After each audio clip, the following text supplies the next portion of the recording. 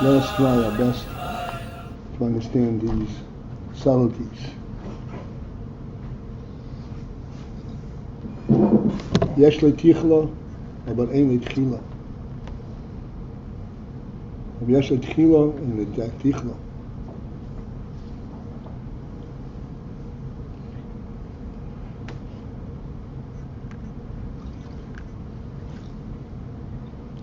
Clearly, we discussed many times, we're not talking in terms of time and space.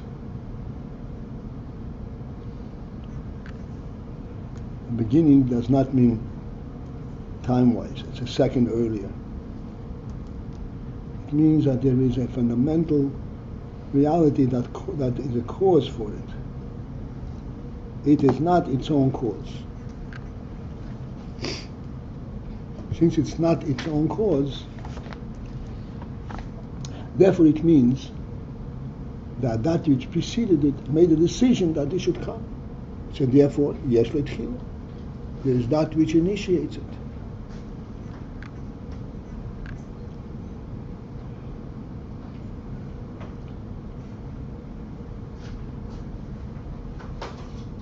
Although that this initiator itself is an atzmi.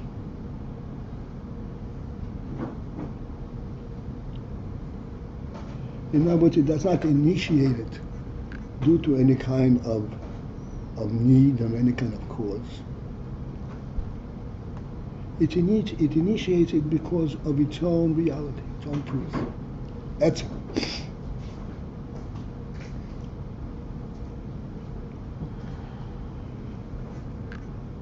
Thank you very much. Therefore, it means that even though there's an initiator, there is no beginning in the initiator himself.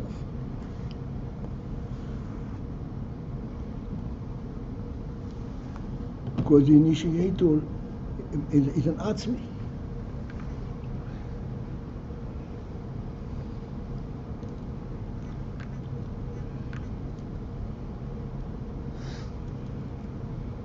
So the only way to identify this principle, yesh leitchila,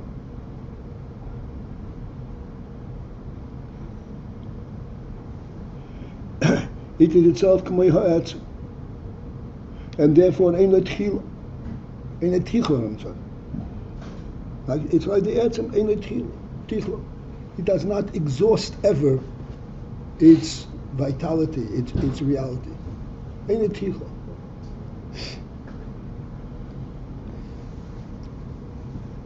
It seems to a certain extent that's a feature of creation in general. Like we had matter persists yesterday. The basic creation, namely Khumri, is matter, doesn't have a title.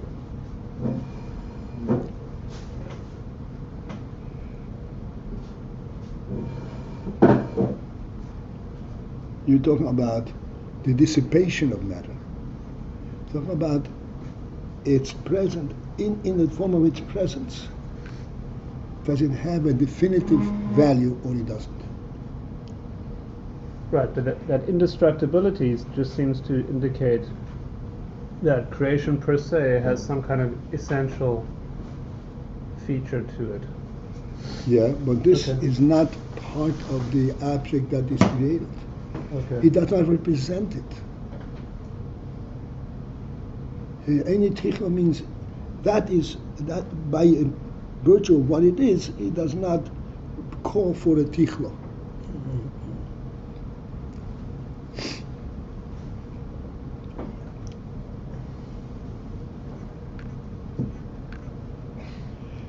We must resort back to the actual wording of the mimer and try to understand the implication of these words. The only way we can possibly begin to relate to what the Rebbe is saying. We're going to translate it in our words, in other words, our worldly experience, we're going to miss it completely. So let's look at the line that begins with the word Yesh Leitchila. It's right below the line that begins with mishtay pony. It is possible that there is no tichlo, and yet it has a tchila. And that can be in one of two ways. Either b'chinas gila min ha'etzem, in that b'china which is called gila min ha'etzem. Gila min ha'etzem, in the way we explained, you have to focus in on the meaning of this word gila min ha'etzem. Gila min ha'etzem means it is the etzem that initiates this gila. It is not something that's coming from the etzem. Of course, everything comes from the etzem. The question is, what initiates it? What precipitates it? Gila min ha'etzem, the etzem is what calls for this gila. Therefore, the gila already has an etzem quality.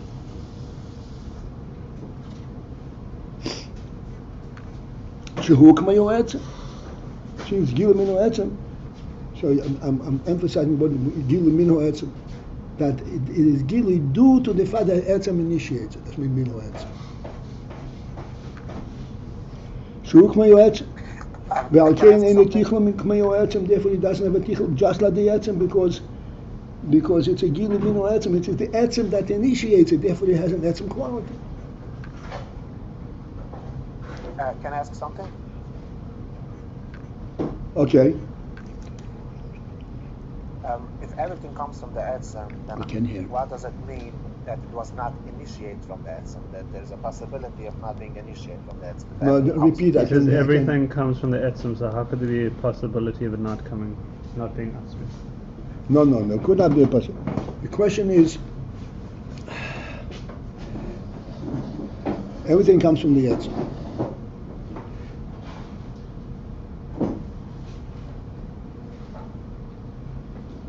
The Pasuk says, for example, Kisira orim v'chisiso. You see somebody without clothes, v'chisiso, you go over and you cover him up.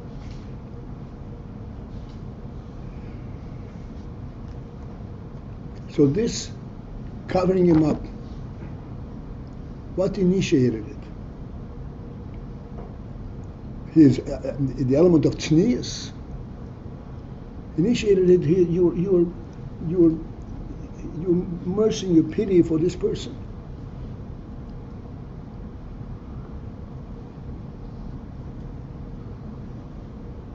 He's destitute state, not some kind of a sophisticated or high level quality.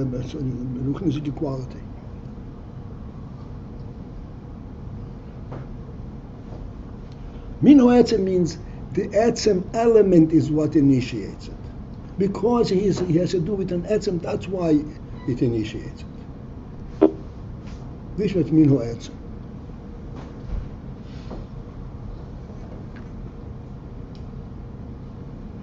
So therefore, if it's min ha'etzem, it is like the etzem, so therefore how is it that it has a beginning? This is what the Rebbe gives us a few words of explanation. Very few words. But these words have to speak to us at much deeper level than our normal conversation. Now, it's not bisman u'mokim, but something beyond that.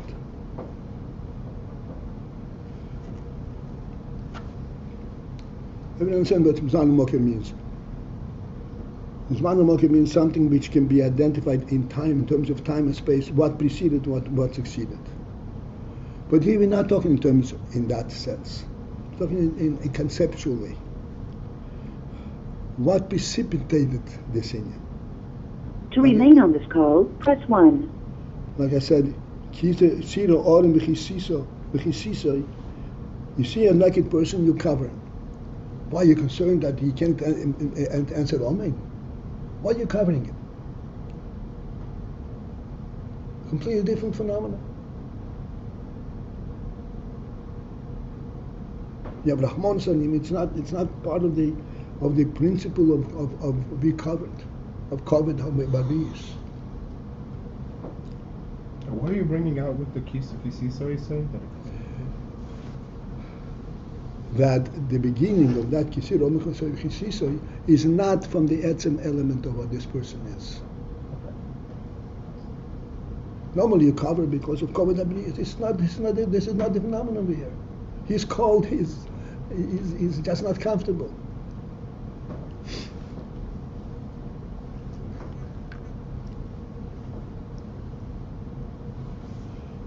So now again the line begins v'yesh l'tchila.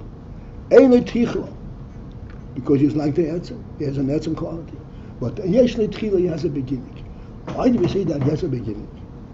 Sheharei, since that, even though this gilui is an etzem quality, and representative of the etzem, like the etzem itself, nonetheless it has a beginning. How is it that it has a beginning if it's so real like the etzem? Sheharei, since behold, hu rak gilui levad min ha'etzem. Few words we can count on one hand, on the fingers of one hand, and this tells you the whole story. Hu rak, it's only gilui levad, just the gilui min ha'etzem, which means it is not etzem. It is only an expression coming from the etzem. And since it is gilui levad min ha'etzem, therefore yesh l'tchila. Therefore it follows that it has a beginning. What is the meaning gilui levad? In contrast, it is like the etzem. So what's the difference between that and the etzem? The difference between that and the etzem is that etzem is totally self-expressive. It's speaking about itself. Gilui levad is not speaking about itself. He's speaking about revealing that which the etzem is. Which means it recognizes that there is a place where the etzem is to first express itself. Etzem, by definition, does not have a place where it has to express. It is there all the time. Here is a etzem. He found the necessity to reveal himself, because there is a place where it is not recognized. It is only gilui levad min ha'etzem. And when he gets to be recognized, it does not preempt anything else. It is only telling, I'm here. Gilui levad.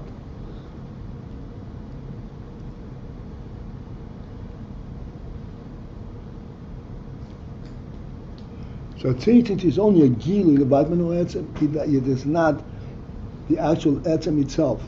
It is not self-made, so to speak. It represents something that is self-made. Therefore, yesh l'tchila.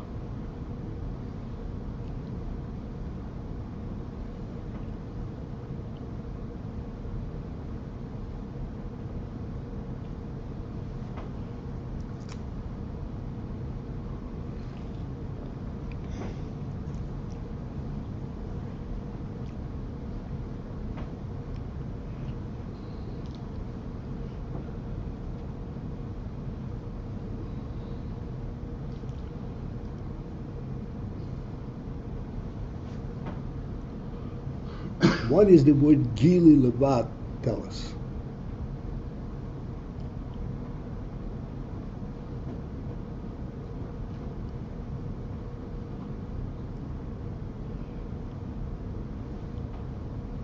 Clearly, it is identified in etzem itself two distinct levels. The present, the etzem itself, the reality of the etzem, and the gilui of the etzem.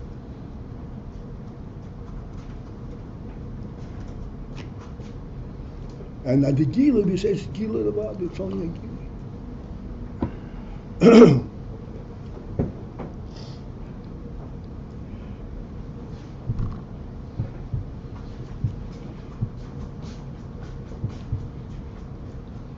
So, as I said, the only thing that we can find some kind of means of demonstrating it in our world is the human being in his home. The human being in his home is a divine reality.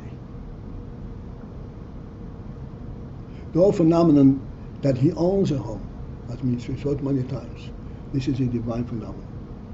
The world does not understand what that means. The world understands what it means. You use it. What else do you need to put the place for? This is a completely different phenomenon. The REBBE who created the world gave this world to the human being. He gave the human being that type of status that he owns the REBBE's world. This is a divine phenomenon.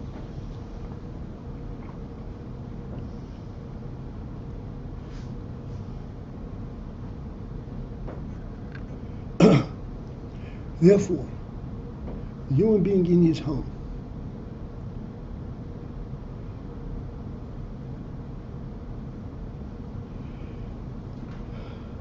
is a fundamental reality, a divine reality. And yet, we were able to identify the difference between when the human being is in his home or the human being is absent from his home. Even though when he is absent from his home, it's still his home, in 100% sense. Yet when he is actually present in the home, he has a different intonation, different impact. Different impact. And the way to demonstrate it in our sense of in an intellectual sense and our sensitivities is this: that when you come into somebody's home and he's absent, you feel a certain freedom in this home, even though you're going to be careful what you do and so forth. You feel a certain freedom. When he is present, that freedom is completely eliminated. You are conscious of every step of the way. Why? He is not preventing you from doing anything else. As a matter of fact, I said he is present in the home, but he's on the 5th floor.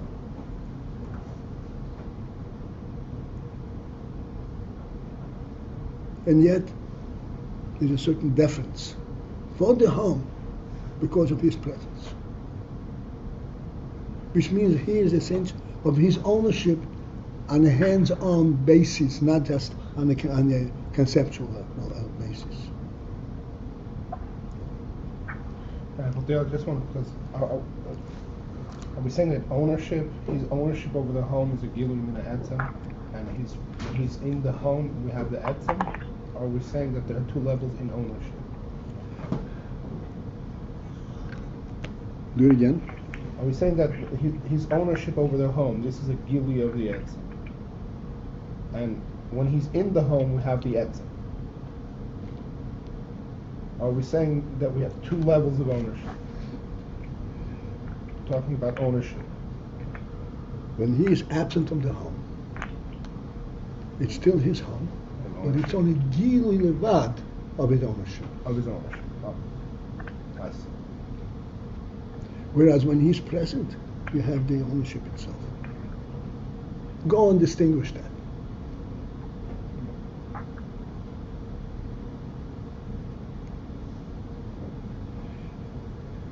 In terms of the Maimon, the difference between these two is that when he's absent, there's yesh letchila. When he's present, ain't letchila. Because we said ownership is a divine gift. People can create ownership.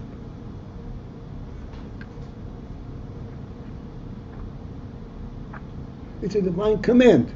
He owns it. Period. There's no beginning. It's on the divine level. Yet when he's absent, he becomes the gilui levad of that essential truth. It's the best I can conjure up to demonstrate these concepts. And now we can focus in with our thought, with our intellect, the difference between he is present personally, or is not present. And what? There's some noise here. Some noise. And here is something which demonstrates it to us directly. When you come into somebody's home,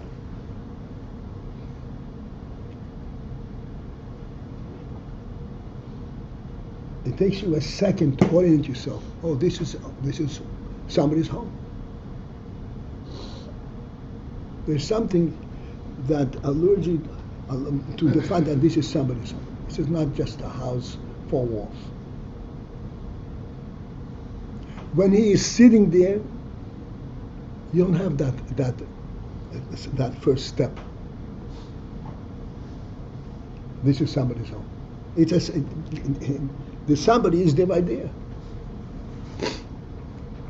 There you have the same thing, the same principle. Yesh le'tchila or ein le'tchila.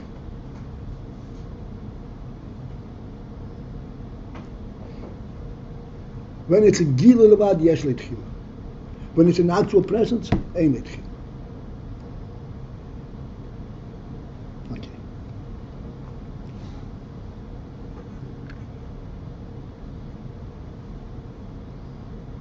This is one way to demonstrate, the Rebbe says, or to demonstrate that there should be such a thing, that yesh le'tchila, or but ein le'tchila, techtchila. Because it actually is like the etzem itself, but yesh le'tchila. There's something that precipitates it. And now, the other thing. So one in two ways. So this is the first way. Or another variation in the yesh le'tchila, but ein le'tchila. I'm sorry, yesh le'tchila, but ein le'tchila.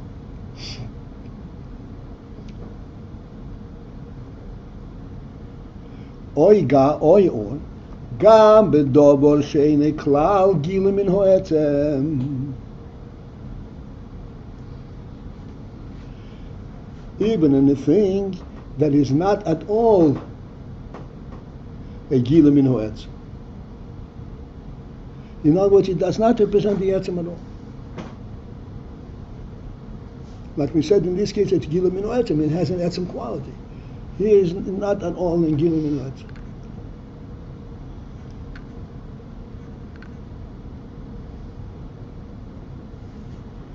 You have still lo yiyelei tichlo, and yet it would not have a tichlo. It would not have, so to speak, an ending value.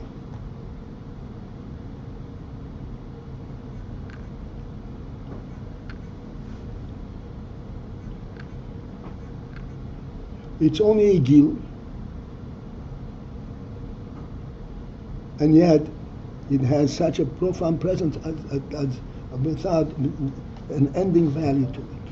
Ein tichla. Why? Mipnei sherotzen habeirei. Here we come to the core of this whole thing. Mipnei sherotzen habeirei, because it is the will of the Creator. Kahu, that it should be like this. Shelo yiyeh tichla. That he should not have a tichla. The beirei, the Creator, can bestow by His will a profound reality to something that initially does not even have that basis for it.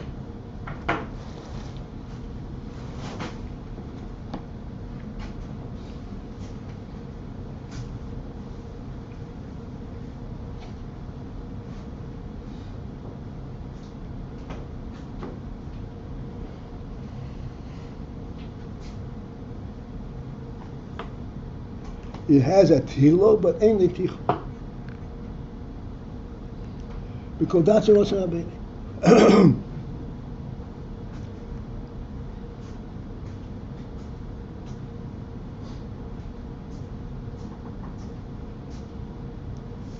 Before we go to the next terms, let us conceptualize the following.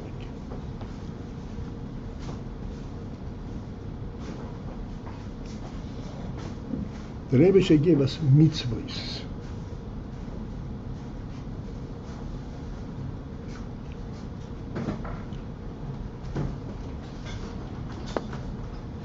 A mitzvah is a divine command, divine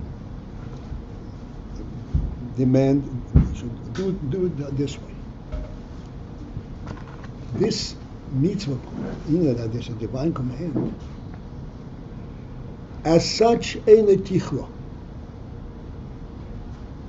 There's no limit to the power of this mitzvah.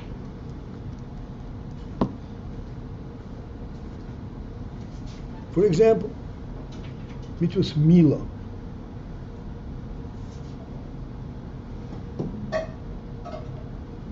Mitzvah's mila came to us at a certain point. But what does the mila accomplish? It transforms a human being from being a human being to being a divine presence.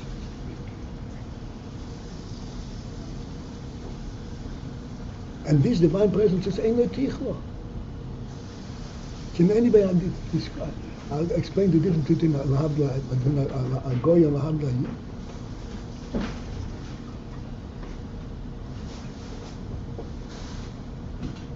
There's no way to describe it.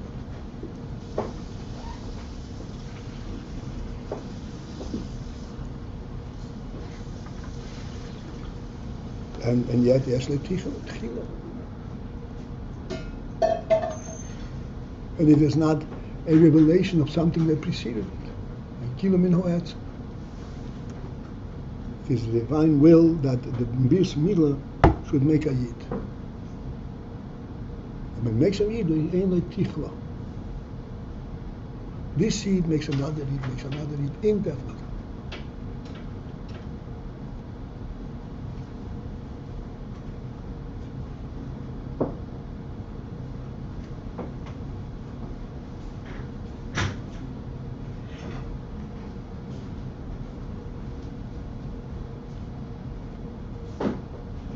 Why? Because this is the Rotzen HaBe'er.